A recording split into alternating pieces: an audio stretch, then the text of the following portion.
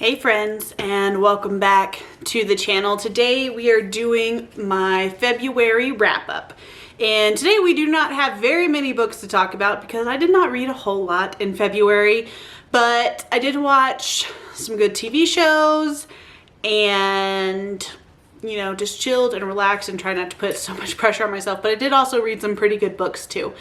So do remember that I do have my bi-weekly vlogs linked down below if you are so interested in my week as my 2 weeks as they progress. And also in that I talk about the DNFs that I've had for the month of February, and I also talk about those TV shows that I watched if you were interested in learning more about the different TV shows that I enjoyed throughout the month. So let's go over a couple stats real quick.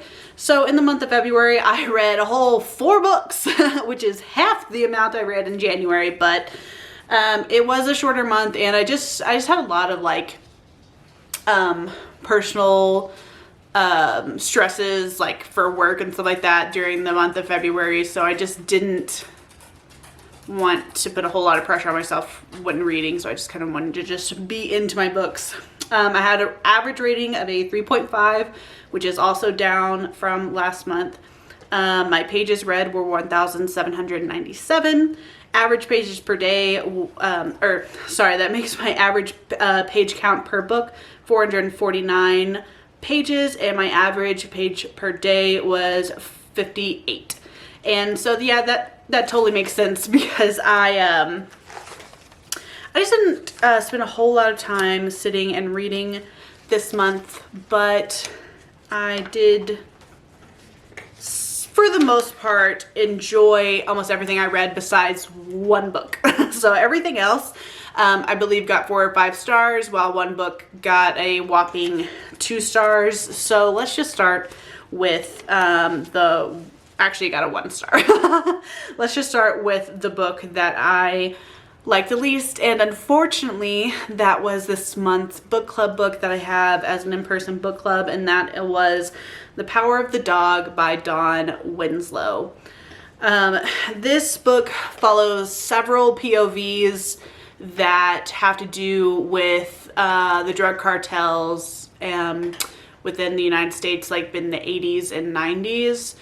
So you're following some Mexican cartel members, you're following some Irish gang members, some Italian gang members, you're also following a DEA agent, and you are following a high-class hooker who has a lot to do with those things and is greatly involved in the men with the cartel, and just in general just involved with the cartels.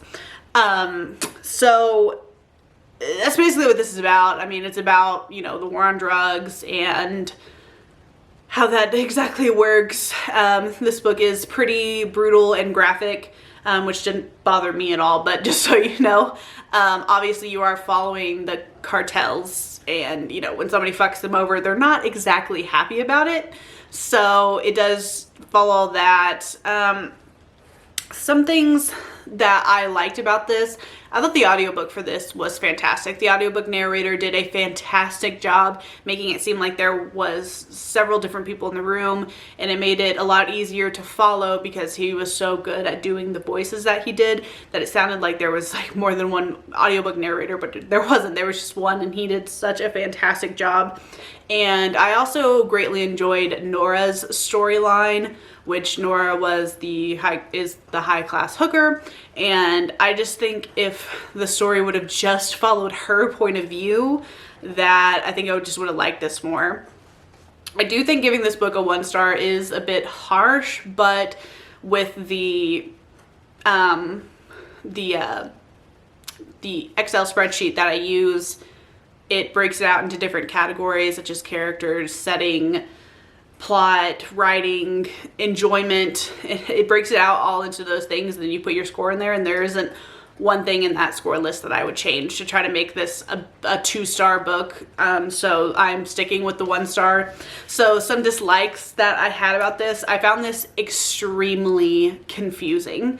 Like, that's why I was saying I was glad that the audiobook narrator did such a good job with the voices, because if he didn't, it would be even more confusing. I couldn't imagine what this is like physically reading it. I really wonder what that experience is like, because I haven't seen the audiobook, because there almost every single time this changes POV to somebody else, it does it mid-sentence, and it's not mid-sentence people in the same scene and you're just getting a different perspective. Like, no, it is mid-sentence to a different person in a different city in a different scene with none of the same people in it.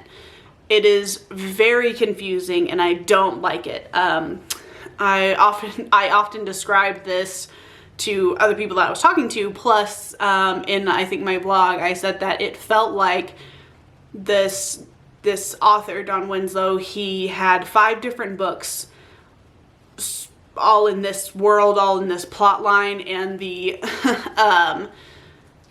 publisher said that they weren't going to publish all 5. They were just going to publish the one, so he better combine it and figure it out. And basically by doing that, he just took the best parts of those 5 books and just shoved it in this one book, and it is extremely confusing, and I don't like it.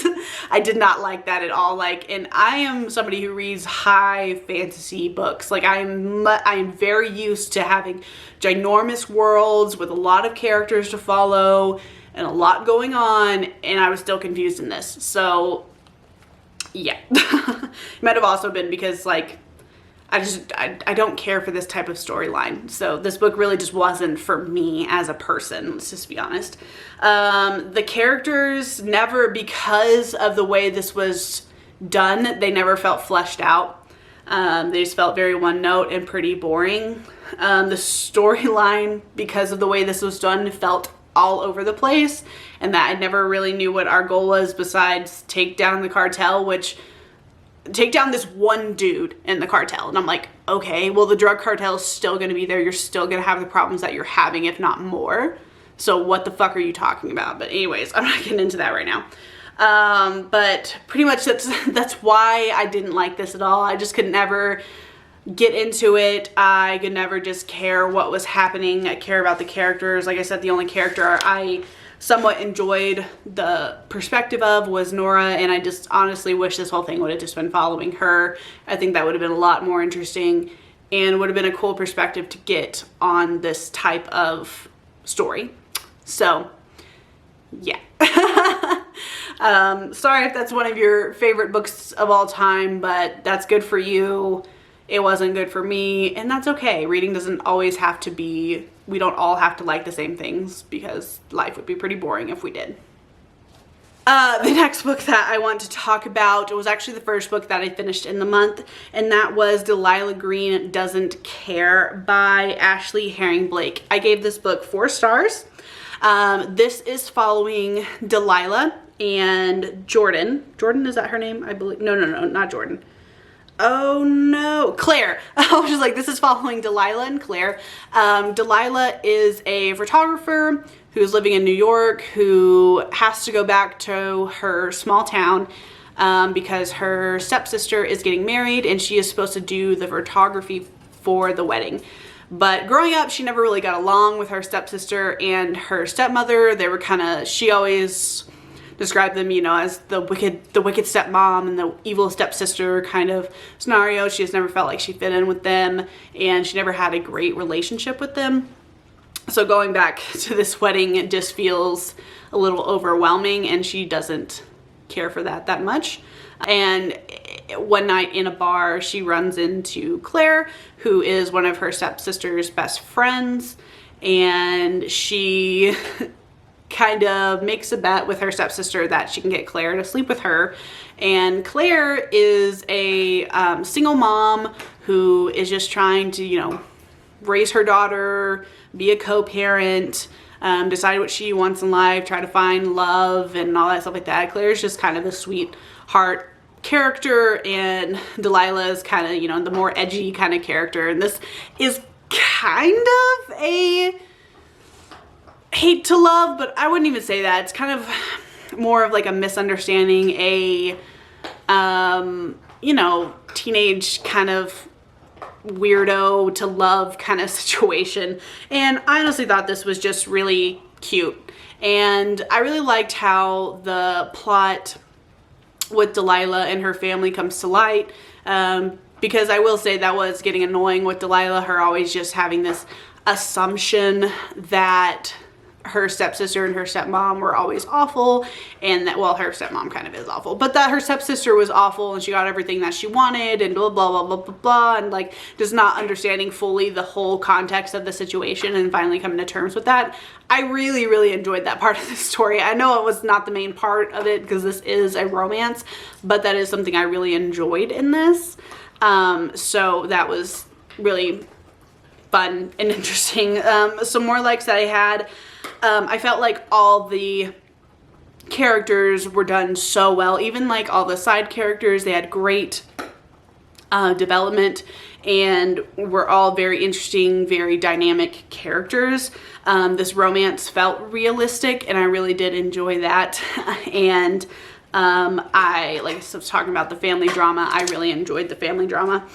Some dislikes that I had was that it was really obvious what like was going on with Delilah and her family, and that it was, you know, not like, it was just kind of dumb, honestly. And also the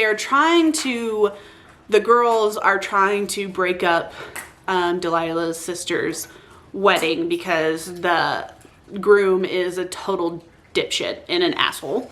And while I agree with trying to stop your friend from marrying, you know, a douche canoe, I don't agree with how they were trying to go about it, because they were trying to just pull pranks and stuff like that instead of just talking to her about it. And so I didn't really like that. I didn't think that would go over that well. And I don't know, it just didn't really ever have a moment. And I just thought it was just really stupid. So I didn't really enjoy that. So I did give Delilah Green Doesn't Care 4 stars. So if you are interested in reading it, I highly suggest it. And that's from somebody who is not really a romance reader at all.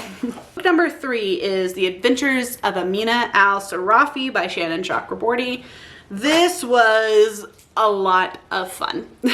This is following the story of Amina Al-Sarafi. She is a badass female pirate who is in retirement, but one day this woman shows up at her door and basically threatens her family and then offers her a shit ton of money to try to find her granddaughter who has been kidnapped.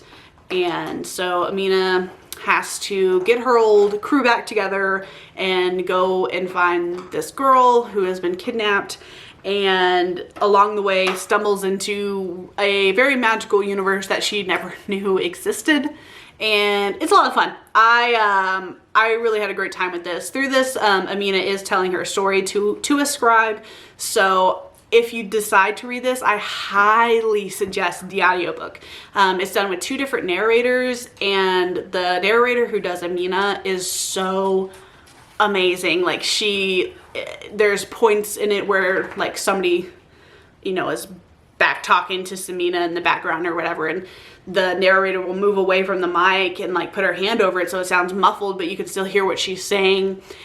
And I saw that it does have that in the book, but it's done really, really well. I did follow along with this book in my Kindle just because some of it was kind of confusing, just because I just didn't understand at some points, because sometimes, you know, reading high fantasy, when just listening to it there's a lot of new terminology and a lot of world building that you're having to get. So I do like to follow along in that.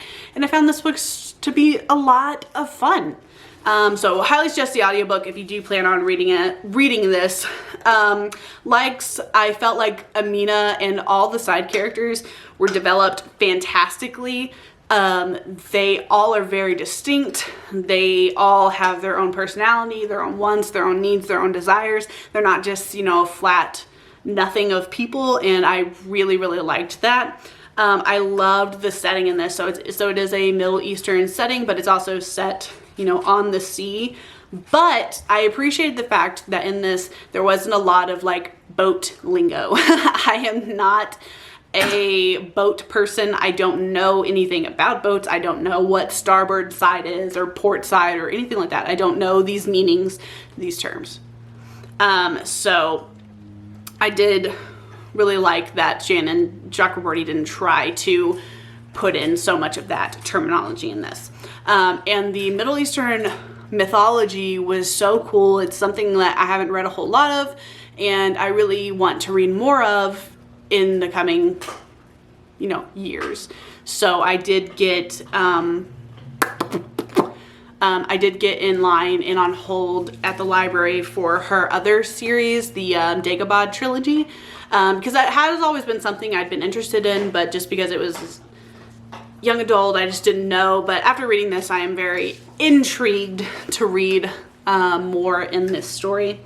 Some dislikes. I thought the overall plot was just fine. It wasn't anything great. It wasn't anything, you know, super riveting or fantastic. It was pretty basic. So, you know, it was just okay. And the overall ending wasn't very satisfactory. It definitely felt like a first book in a series, and just based on the fact that Amina has to find 4 more items, I'm assuming there's going to be 4 more books after this. So I think in the end, as long as everything that I liked stays great, if not gets better, and the plots get thicker as we continue to move on, this could probably end up being one of my favorite series of all time. So, you know, so in the end, I did give this book 4 stars with the hope that this could end up being a favorite series of all time. Like, even one of my favorite series of all time, Wheel of Time, not all those books did not get 5 stars. Only like 3 or 4 of them got 5 stars, while everything else in the series got 4. But the overall series is a 5-star favorite of all time because I just like how it all comes together. So that's what I'm saying. Like, it could end up being one of my favorite series of all time, just depending on, you know, what happens next in the next few books that hopefully we'll get pretty soon. It'd be really cool. And the last book that I want to talk about is my 5-star read of the month, and that was Mary by Nat Cassidy. I tabbed the crap out of this book. I loved this so much. This was so much fun. So wild, so crazy. I got my mom reading it. Like, this book is just great. So this is following a middle-aged woman who just lost her job, is living on her own, is kind of already from the very beginning a little bit, I don't want to use the word crazy. She's already a little bit unhinged. She's already a little bit, what you doing, girl? Because she's talking to these little statues and they tell her to be good.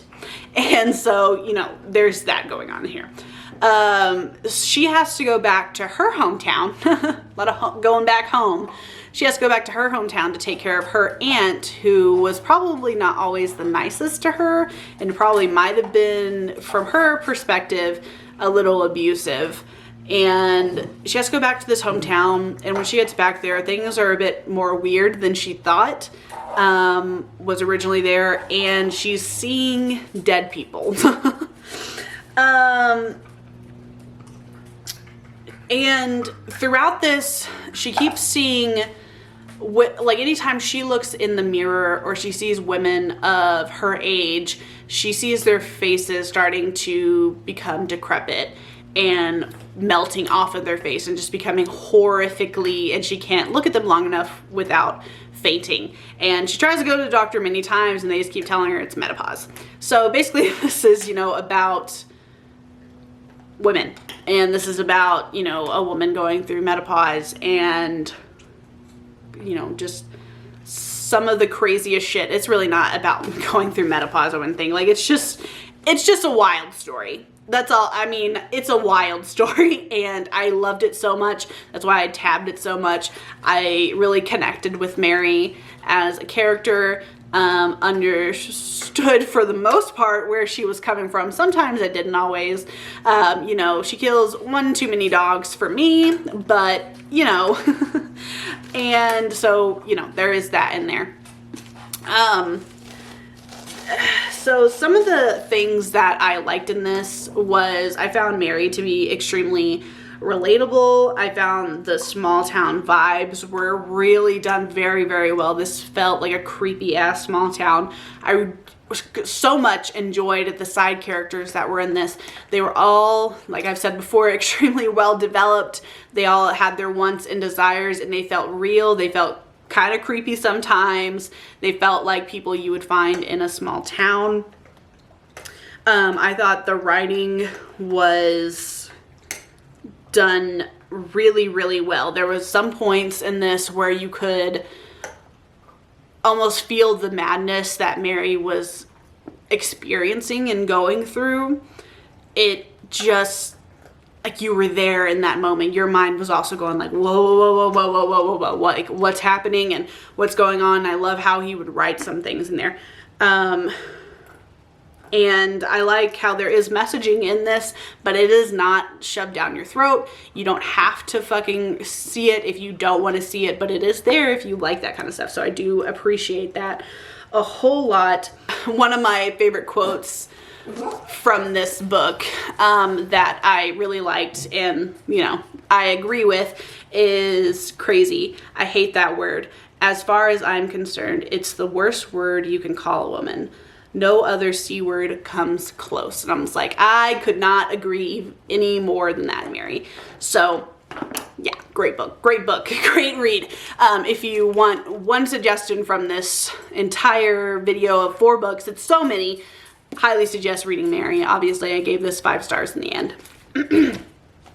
So that is everything that I read this month, guys. In the comments down below, let me know what you read this month. Have you read Mary, and what did you think about it? And while you're down there, remember to like and subscribe, and we'll talk soon. Bye.